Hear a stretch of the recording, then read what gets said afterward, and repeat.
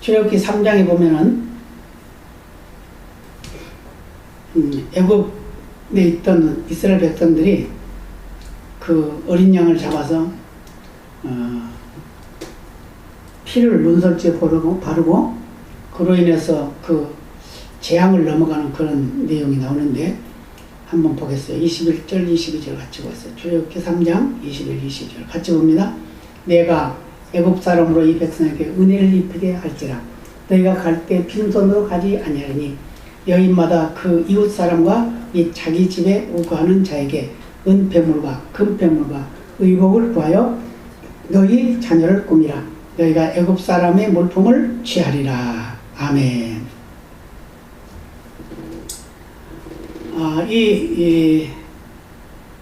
이스라엘 백성들이 출애굽을 할 때에 그 6월절 문 임방과 설주에 피바름을 마치고 이제 나가게 될 때인데, 나가게 되면 그때는 애굽 사람들로 인해서 많은 것을 가지고 가겠다 그렇게 말씀하고 있어요. 하나님께서 애굽 사람에게 은혜를 입히게 한다. 그래서 빈손으로 가지 아니하고 많은 것을 가지고 나갈 수 있게 하겠다 이렇게 말씀했어요.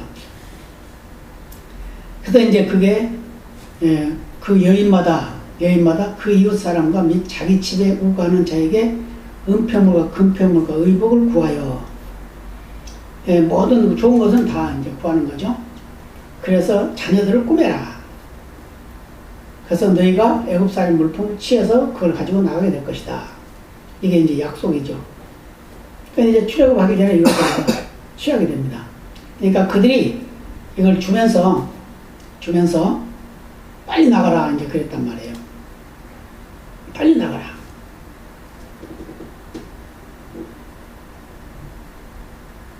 그러니까 이들이 나갈 때 급하게 나갑니다. 얼마나 급하게 나가는지 떡을 반죽을 만들었는데 그게 발효되기도 전에 그냥 둘러매고 나가는 거예요. 그러니까 너무 급박하니까 이 사람들이 그냥 전부 다 가지고 나가게 하는 겁니다. 그래서 여기서 애굽 사람의 물품을 취하리라라고 이렇게 말했는데, 이게 원래 그 뜻은 빼앗았다 그런 의미가 있어요. 또는 빌렸다 그런 의미가 있고, 그러니까 너희들이 빌려주면 우리가 갚아줄 거야 이제 이렇게 말했다는 거예요. 근데 뺐다시피 해서 그걸 가지고 갔는데 그들이 스스로 막 준 거예요. 빨리 가지고 가라, 빨리 가지고 가라. 그랬는데 왜 이것이 이렇게 될 수밖에 없었냐? 그것은 바로 보혈의 능력입니다. 같이 볼까요? 보혈은 물질의 복을 받는 능력입니다 라고 말했어요. 같이 봅니다. 보혈에 대해 묵상하는 중에 보혈이 물질의 복을 받도록 도와준다는 것을 알았습니다. 하나님은 모세에게 이스라엘 백성들이 애굽을 떠날 때 빈손으로 떠나지 않게 하시겠다고 약속하셨습니다. 그 말씀이 다시 나오죠. 볼까요? 내가 애굽 사람으로 이 백성에게 은혜를 입히게 할지라 너희가 갈 때 빈손으로 가지 아니하리니 여인마다 그 이웃 사람과 및 자기 집에 우거하는 자에게 은폐물과 금폐물과 의복을 구하여 너희 자녀를 꾸미라. 너희가 애굽 사람의 물품을 취하리라. 이 약속의 말씀은 하나님이 전에 아브라함에게 주신 말씀과 통합니다. 아브라함에게 약속을 하셨어요. 너희 후손들이 이방 나라의 족이 될 것이다. 근데 그 400년 동안 그들을 섬길 것이다. 이렇게 말씀했어요. 그러면서 그 섬기고 난 후에 400년이 지난 후에는 내가 그들을 자유를 줄 텐데 그때는 많은 물품을 가지고 나올 것이다. 이렇게 말했어요. 근데 사실 알고 보면 이 말씀이 창세기 15장에 나와 있어요. 한번 볼까요? 같이 봅니다. 여호와께서 아브라함에게 이르시되 너는 정령이 알라. 네 자손이 이방에서 객이 되어 그들을 섬기게 했고 그들은 400년 동안 네 자손을 괴롭게 하리니 그 섬기는 나라를 내가 징치할지며 그 후에 네 자손이 큰 재물을 이끌고 나오리라. 이 약속의 말씀이 출애굽 12장에서 이루어졌다. 이루어졌어요. 이제 다 가지고 이제 나오게 됩니다. 그래서 이스라엘 백성들이 모세로 인해서 말씀했던 그 모든 것들이 다 이루어지는 그런 역사가 나타났다 그 말이에요. 그래서 이스라엘 백성들이 애굽 사람들에게 물품을 사실은 말할 때는 우리에게 빌려다오, 우리가 갚아줄게 이렇게 했단 말이에요. 그런데 애굽 백성들은 너무 급하니까 그냥 뭐 따지지도 않고 그냥 준 거예요. 줬는데 하나님께서 어떻게 했냐? 나중에 홍해를 건널 때 그 빚을 다 갚아버립니다. 갚아버려요. 하나님은 이렇게 일하신다는 거예요. 왜 그랬을까요? 이스라엘 백성들이 400여 년 동안을 종살이했잖아요. 그 나라에서. 종살이면서 뭐 했어요? 한 푼 받지도 않았어요. 월급도 안 받았어요. 겨우 먹고 자는 거 그거밖에 못했어요. 그랬죠? 그러니까 하나님께서 그 대가를 다 받게 하시는 거예요. 그걸 가지고 나와가지고 뭐 했냐? 광야 생활하면서 성막을 짓는데 그걸 사용합니다. 그래서 한번 볼까요? 어린 양의 피가 쏟아진 다음에 이루어집니다. 출애굽기 12장 35절 36절 같이 봅니다. 이스라엘 자손이 모세의 말대로 하여 애굽 사람에게 은금 괴물과 의복을 구하매 여호와께서 애굽 사람으로 백성에게 은혜를 입히게 하사 그들의 구하는 대로 주게 하심으로 그들이 애굽 사람의 물품을 취하였더라. 네, 애굽 사람의 물품을 취했다. 이 똑같은 말이에요. 네, 빼앗았다, 빌렸다, 똑같은 말이에요. 네, 하나님이 약속하신 대로 그대로 이루어졌다는 거예요. 구하는 대로 줬다는 겁니다. 근데 그 가치가 엄청난 거죠. 결국 성막, 성전을 건축할 때 엄청난 물품이 들어가게 되는데 거기에 다 사용했어요. 왜냐하면 광야에서 필요해요? 은금이 필요합니까? 거기에서 장사할 수 있어요? 없잖아요. 그건 농사 지을 수 있어요? 없잖아요. 아무것도 할 수 없어요. 근데 그걸 다 가지고 나왔단 말이에요. 가지고 나왔는데 먹을 것은 3일에 다 떨어져 버렸어요. 그러니까 이제 그들 어떻게 배고프다 그러죠? 또 물이 없으니까 목마르다 그러죠? 하나님께서 물을 주시고 또 배가 고프다 그러니까 메추라기를 만나를 주시고 또 고기 먹고 싶다 그러니까 메추라기를 주시고 그래서 40여 년 동안을 그 광야에서 살아가면서 그들이 농사도 짓지 않고 그들이 장사도 하지 않고 아무것도 하지도 않았는데 그들이 다 먹고 살았다는 거예요. 근데 그걸 이제 신명기 8장에 가서는 뭐라고 하냐면 40년 동안 너희들이 광야 생활을 할 때 배고픈 적이 있냐? 목마른 적이 있냐? 옷이 떨어진 적이 있냐? 발이 부르튼 적이 있냐? 그렇게 말씀하죠. 그러면서 내가 너에게 재물을 드리는 걸 주었다. 그러면서 신명기 8장 18절에 말씀하고 있죠. 이런 같이 하나님께서는 그 백성들에게 고난을 주신 것은 하나님의 큰 뜻을 이루기 위한 계획이었다는 거예요. 적은 민족, 보잘것없는 민족, 힘도 없고 능력도 없고 수도 적은 그런 민족, 그 이스라엘 아브라함의 후손을 택해가지고 그들을 어디 키울 때 어디야? 가나안에서 키우면 전쟁하고 매일 싸워야 돼. 가나안 약속했지만 싸워야 돼요. 매일같이. 왜요? 그들은 악한 사람들이었으니까. 예, 그들은 또 가나안 사람들은 어떤 사람이야? 동성애하는 사람들이었어요. 아주 나쁜 사람들이었어요. 그런데 거기에 놔두면 다 물들 것 같으니까 그때 애굽으로 보낸 겁니다. 애굽으로 먼저 요셉을 보내고 요셉을 통해서 그들이 가게 하고 거기 75명 정도 뭐 어느 곳에는 70명을 그러는데 뭐 76명 이렇게 하는데 그러면 숫자는 중요하지 않아요. 적은 무리다 그 말이에요. 많지 않은 무리다. 근데 그 무리들을 가지고 애굽으로 내려가서 애굽에서 보호를 받게 되죠. 누구의 보호를? 요셉의 보호를 받게 됩니다. 그래서 그들이 번창하게 되는 거예요. 근데 이제 요셉이 힘이 없어지고 다른 왕이 세워지니까 그들은 시련이 오기 시작하는 거예요. 시련이 오기 시작합니다. 그래서 400년 동안을 430년을 거기 있었다고 그랬는데 430년 동안 있으면서 요셉이 30세에 가가지고 110세에 죽었으니까 얼마나 있었어요? 그 후 약 350년 정도는 그들이 종살을 했다는 거예요. 엄청난 세월을 종살하는 그런 삶을 살았다는 거예요. 근데 그 종살했던 그들에게 하나님께서는 이제 갚아주는 거예요. 뭘로? 은금패물과 의복으로 갚아주세요. 가득 채워줬어요. 가지고 같이 볼까요? 이스라엘 백성은 하나님의 베풀어 주신 물질의 복을 시에 담아 노래했습니다. 시편 105편 37편 같이 볼까요? 그들을 인도하여 은금을 가지고 나오게 하시니 그 지파 중에 약한 자가 하나도 없었도다. 보혈은 복의 문을 열어줍니다. 은혜의 문을 열어줍니다. 보혈이 임한 다음에 자유문이 열렸고 복의 문이 열렸습니다. 은혜의 문이 열렸습니다. 뭐하는 게? 보혈. 예수님의 보혈이, 어린 양의 보혈이 문을 열어줬다는 거예요. 그래서 우리도 오직 예수 그리스도의 보혈의 은혜 안에 있으면 우리도 문이 열린다는 걸 믿으시길 바랍니다. 그래서 보혈은 하나님을 예배하는 능력이 됩니다. 같이 볼까요?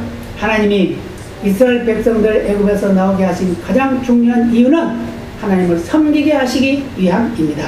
그랬어요. 이스라엘 백성들 모세를 통해서 나오라고 그러죠? 데리고 나와라. 하나님이 그러시죠? 모세에게. 그래서 뭐라고 하면서 데리고 나올까요? 그러니까 하나님을 섬기기 위해서 나간다. 그렇게 말해라. 그러죠? 네, 그런데 한번 볼까요? 출애굽기 8장 20절 같이 봅니다. 여호와께서 모세에게 이르시되 아침에 일찍이 일어나 바로 앞에 서라. 그가 물로 나오리니 그에게 이르기를 여호와의 말씀에 내 백성을 보내라. 그들이 나를 섬길 것이니라. 분명히 그러죠? 그러니까 그들에게 자유를 주게 하신 것은, 애굽에서 해방돼서 나오게 하신 것은 하나님을 섬기기 위해서 해놨다는 거예요. 하나님을 예배하기. 자, 볼까요? 여기서 하나님을 섬긴다는 것은 하나님께 희생을 드려 예배하는 것을 말합니다. 모세가 바로에게 요구한 것은 광야에서 희생을 드리는 것이었습니다. 아멘. 그런데 그것을 출애굽기 8장에서 또 말씀해요. 어떻게 하냐? 그 내용을 그대로 말씀합니다. 같이 볼까요? 27절. 우리가 사흘 결정 광야로 들어가서 우리 하나님 여호와께 희생을 드리되 우리에게 명하시는 대로 하려 하나이다. 모세가 지금 애굽 왕에게 지금 말하고 있는 거예요. 말하고 있어요. 또 12장 31절로 32절 같이 볼까요? 밤에 바로가 모세와 아론을 불러서 이르되 너희와 이스라엘 자손을 일어나 내 백성 가운데서 떠나서 너희의 말대로 가서 여호와를 섬기며 너희의 말대로 너희의 양도 소도 몰아가고 나를 위하여 축복하라 하며, 결국 이 왕이 항복을 하죠. 애굽 왕 바로가 항복을 합니다. 항복을 하는데 하나님께서 그 모세를 통해서 애굽에서 자기 민족을 이끌어내라고 말씀하셨는데, 처음에 하나님이 모세에게 애굽에서 이끌어내라고 하니까 모세는 뭐라고 했어요? 나는 할 수 없습니다. 나는 힘이 없습니다. 나는 말을 잘 못합니다. 여러 가지 핑계를 대요. 근데 하나님께서 뭐라고 그래요? 네가 가면 내가 너와 함께 있을게. 네가 말을 못한다 그러니까 내가 너 입에 있을게. 그러죠? 그래도 자꾸 못한다 그러니까 어떻게 해요? 내 형 아론 있지 않냐? 그거 붙여줄게. 내 형 아론은 말 잘하지 않냐? 그러잖아요. 그래서 결국은 이제 가게 돼서, 갈 때 어떻게 아론과 같이 가게 되죠? 그가 만약에 아론과 같이 아니 가고 혼자서 만약에 갔다고 하면은 더 큰 놈을 행했을 수도 있었어요. 근데 그러지 아니하고 그는 계속해서 못한다고 하니까 하나님께서 아론을 붙여줍니다. 그러면서 그 아론을 통해서 하나님이 역사를 또 하죠. 그런데 분명히 모세가 아론의 동생이고, 그런데도 불구하고 어떻게 해요? 아론은 제사장으로 쓰임받고 모세는 선지자로 쓰임받아요. 그러면서 모세는 선지자이기도 하지만 또 왕의 역할까지 해요. 이스라엘 백성들을 다스리는 일을 하게 됐단 말이에요. 아론은 모세가 시키는 대로 하는 거예요. 그 위치가 그렇게 달라졌어요. 그러나 모세와 아론이 협력하고 또 그 누이 미리암까지 협력함으로 해서 아주 하나님의 큰 역사를 이루는 그런 일을 하게 됩니다. 근데 너희 말대로라고 이렇게 이제 바로가 말하죠. 너희 말대로 가서 여호와를 섬기며 너희의 말대로 너희의 양도 소도 몰아가고 나를 위하여 축복하라 하며. 처음에는 그러지 않았죠. 너희 양이나 소는 가져가면 안 돼. 너희들만 그냥 가. 어른들만 가. 애들도 데려가면 안 돼. 막 그랬죠. 근데 나중에 결국 장자를 멸하는 재앙이 임하게 되니까 이제 다 가져가라. 다 가져가라. 뭐까지? 은금패물 옷까지 다 가져가라. 자, 그렇게 말해요. 자, 같이 볼까요? 결국 바로는 모세의 청을 들어주게 됩니다. 그때는 이미 어린 양의 피가 애굽 땅에 쏟아진 후였습니다. 바로는 어린 양의 피가 쏟아진 후에 이스라엘 백성들이 애굽을 떠나 하나님을 섬기도록 허락합니다. 결국 뭘 하고요? 일찍 그가 순종해서 얼마나 좋아요. 손해도 안 보고. 그죠? 근데 순종하지 아니하고 끝까지 버티다가 끝까지 하나님과 대적하다가 싸우다가 결국은 다 빼앗기고 말합니다. 근데 그걸로 빼앗긴 걸로 끝난 게 아니에요. 결국은 그 생명까지도 빼앗기고 마는 그런 일을 하게 됩니다. 이게 뭘 말하죠? 우리의 믿음이 어찌해야 될까? 끝까지 주님을 잘 섬겨야 된다. 끝까지. 변질되지 말아야 된다. 또 볼까요? 또한 양과 소도 가져가게 합니다. 그것들을 가져가게 한 것은 하나님께 희생 제물을 드려 예배함을 허락하였습니다. 하나님의 복주심은 예배와 밀접한 관련이 있습니다. 하나님이 이스라엘 백성들로 하여금 애굽 사람들의 은혜를 입어 물질의 복을 받게 합니다. 여기서 멈추고 양과 소도 가져갑니다. 양과 소는 자기들이 기른 거죠. 그런데 그것만 가져가지 않았을 거라고 생각해요. 애굽에 있는 걸 막 다 몰고 갔을 거라고 생각해요. 왜요? 그러니까 은금병을 다 가져갔죠? 의복을 다 가져갔죠? 그들이 입고 있는 거 외에는 전부 다 뺏어간 거예요. 이건 제가 하는 말입니다. 다 뺏어갔어요. 그러면서 뭐라고 하냐? 갚을게, 우리가 나중에 갚을게, 그랬다는 거예요. 근데 하나님께서는 그것을 갚아줘. 한꺼번에 갚아줘. 어떻게? 이스라엘 백성들이 홍해를 건너고 난 후에 애굽 군대가 같이 들어오죠. 홍해로 들어오죠. 그 홍해에서 물에 다 순항시켜버리고 그 빚을 다 갚아버렸어요. 그래서 뭐라고 그러니까 너희들이 본 애굽 사람은 다시 보지 못할 것이다 라고 말했어요. 자, 저와 여러분의 삶 속에 무거운 짐 하나님 마음에 들면 다 갚아주십니다. 다 갚아주셔요. 그러니까 걱정하지 말고 살아야 돼요. 같이 볼까요? 물질의 복을 받게 하신 것은 예배 때문입니다. 뭐? 예배하려고 물질의 복을 줬다는 거예요. 자, 이스라엘 백성들이 그들이 받은 복으로 세운 것은 성막입니다. 하나님을 예배하는 예배 처소입니다. 그곳에서 이스라엘 백성들은 하나님을 예배했습니다. 또한 어린 양의 피를 뿌림으로써 하나님께 나아갔고 죄 용서함을 받았습니다. 예배가 얼마나 중요한지 말합니다. 예배는 정성입니다. 정성이에요. 우리 형식이 돼서는 안 돼요. 준비된 예배가 돼야 된다 그 말이에요. 지금까지 많은 성도들의 삶을 보면 예배를 잘 드리는 사람과 그렇지 않는 사람의 삶은 한양에 다릅니다. 달라. 그래서 예배를 준비한 예배, 항상 하나님을 신뢰하며 의뢰하는 예배, 그런 예배를 드리는 사람과 그냥 형식으로 드리는 사람은 전혀 달라요. 그래서 우리는 예배를 아주 정성을 다해서 드려요. 준비하며 예배를 드려요. 그랬을 때 하나님께서 더 큰 것으로 갚아주세요. 그래서 부자는 예배 잘 드리는 사람이 부자돼요. 자, 같이 볼까요? 하나님의 보혈을 찬양하고 보혈을 통해 하나님을 예배하시기 바랍니다. 보혈이 임할 때 우리는 하나님을 참으로 예배하게 됩니다. 어린 양의 보혈을 찬양할 때 하나님의 임재가 나타납니다. 묵은 상처들이 치유됩니다. 이스라엘 백성들은 400년 동안 종살을 하면서 수많은 상처를 받았습니다. 400년 동안 종살을 했어요. 400년 동안 종살을 했는데 얼마나 힘들었겠어요. 종은 자기 권리가 없어요. 죽으라고는 죽어야 되고, 때리면 맞아야 되고, 굶기면 굶어야 되고, 네. 월급도 없어요. 보험도 안 들어줘요. 아무것도 할 게 없어요. 그냥 생명만 부지하고 지키는 줄 하는 거예요. 어떤 일까지 일어났어요? 벽돌을 굽니다, 벽돌. 근데 모세가 와서 그들을 이제 자유를 달라고 이제 하니까 뭐래요? 벽돌을 더 많이 만들려고 그러잖아요. 람셋 성을 짓는데, 예, 그 벽돌을 많이 구우라고 그러잖아요. 근데 벽돌을 굽는데, 이제 어떻게 나중에는 그 벽돌에 섞을 집을 안 주는 거예요. 집을 안 줘. 너희들이 주워다가 해라. 막 이렇게까지.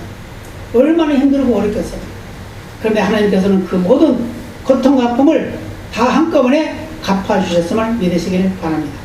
그래서 400년 동안 종사를 하면서 수많은 상처를 받았습니다. 그러죠? 상처가 치유되지 않으면 그들은 세계적인 민족이 될 수 없습니다. 그렇죠? 천하 만민에게 복을 베풀기 위해서는 마음의 상처가 치유되어야 합니다. 마음의 상처가 치유될 때 너그러워지고 관용을 베풀게 되기 때문입니다. 축복할 수 있는 아량을 갖게 될 수 있기 때문입니다. 그렇죠? 우리 마음의 상처가 그대로 있으면 축복할 수 있는 여유가 생기지 않아요. 네, 여유가 생기지 않아요. 그래서 우리는 서로가 서로를 축복하는 그런 믿음이 돼요. 그 상처를 아물게 하는 믿음이 돼요. 그랬을 때 생명이 살아나고 하나님이 약속하신 복을 베푸는 그런 삶을 살게 된다. 어떻게 돼요? 너그러워지고 넓은 마음에 관용하는 삶이 됩니다. 축복할 수 있는 아량을 갖게 됩니다. 그렇기 때문에 우리는 하나님 앞에 치유받는 인생이 되어야 됩니다. 같이 볼까요? 우리를 치유하신 것은 보혈입니다. 무엇이? 예수님의 보혈. 예수님이 채찍에 맞으심으로 우리가 나음을 입었습니다. 채찍에 맞았다는 것은 곧 피를 흘렸다는 뜻입니다. 우리가 병 고침을 받은 것도 예수님의 피 흘림으로 되는 것입니다. 지금 이 순간에 예수님의 보혈이 우리 가운데 역사하고 있습니다. 믿으십니까?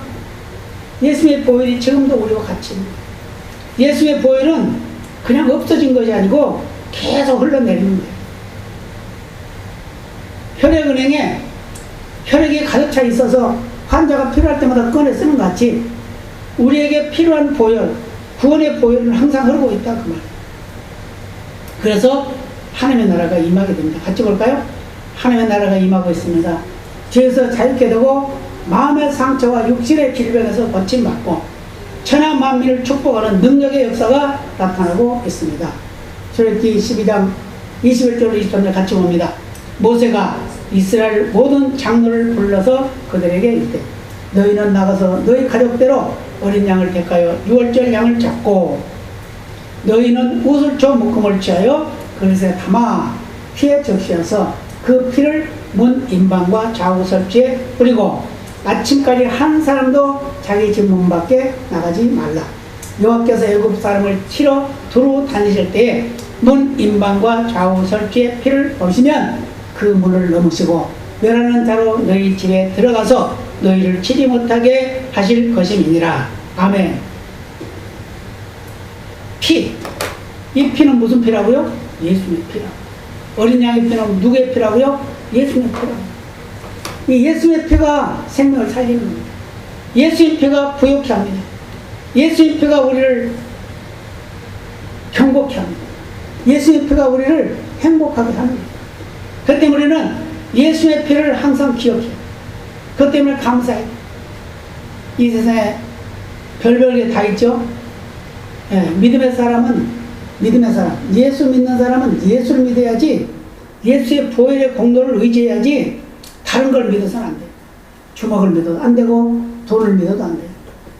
돈은 내가 살아있을 때만 필요한 거예요. 그거 꼭 있어야 될 거예요. 그러나 그것은 우리 영혼을 살리는 것은 아니다 그 말이에요.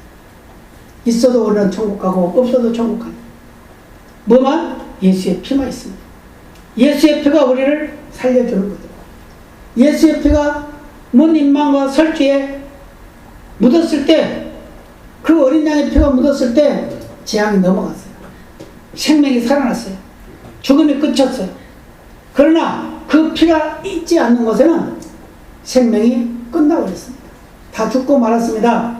그래서 우리는 이 어린 양의 피, 보혈의 피, 예수의 피를 꼭 기억하고 믿어야 될 줄로 믿습니다. 그래서 우리는 항상 감사해야 돼요. 감사해야 돼요. 예수님께서 나를 위해서 십자가를 지으셨다. 예수님께서 나를 구원하시기 위해서 십자가를 지셨다. 예수님께서 나를 영원한 나라로 인도하시려고 십자가를 지셨다는 것을 기억해야 됩니다. 그래서 오늘 우리 앞에 당하는 무거운 짐들이 있다 하더라도 예수님을 생각하면, 어떻게? 예수님께 나를 위해서 십자가를 지셨다는 걸 생각하면 우리는 감사할 수밖에 없죠. 내가 무슨 하나님 앞에 잘한 것이 있다고, 내가 예수님께 뭐 해놓은 게 있다고, 아무것도 한 것도 없는데 예수님께서는 우리를 위해 죽어줬다는 거예요. 나를 위해서 죽어줬다는 거예요. 그거는 감사하시길 바랍니다. 그래서 우리는 항상 언제나 어느 환경 어느 처지에서나 기뻐하면서 감사하면서 하나님께 영광을 돌리는 거룩한 삶이 되야 될 줄로 믿습니다. 다 같이 기도하시겠습니다. 아버지 감사합니다.